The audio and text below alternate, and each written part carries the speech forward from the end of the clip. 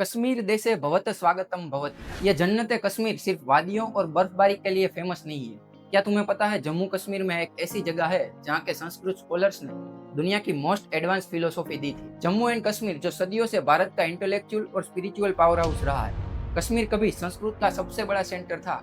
यहाँ शारदापीठ नाम की एक प्राचीन यूनिवर्सिटी थी जहाँ दूर दूर से स्कॉलर्स पढ़ने आते थे। कश्मीरी शैव दर्शन जिसने हिंदू दर्शन को सबसे ज्यादा प्रभावित किया वो इसी जमीन की देन है। यानी ये सिर्फ सुंदरता नहीं बल्कि एंशियंट इंडियन फिलोसॉफी का बर्थ प्लेस है। इतना ही नहीं, दुनिया का सबसे ऊंचा रेलवे पुल चिनाब ब्रिज भी यही है, जो कि एफिल टावर से भी ऊंचा है। और ये बात बहुत कम लोग जानते हैं कि कश्मीर का मार्तन सन टेम्पल भारत का सबसे पुराना सूर्य मंदिर है। कश्मीर में एक झील है वुलूर लेक, जो कि एशिया की सबसे बड़ी मीठे पानी की झील है। और इसके नीचे से आर्कियोलॉजिस्ट को प्राचीन मंदिरों के अवशेष मिले हैं जो बताते हैं कि यह जगह हजारों साल पहले से सभ्यता का हिस्सा रही है।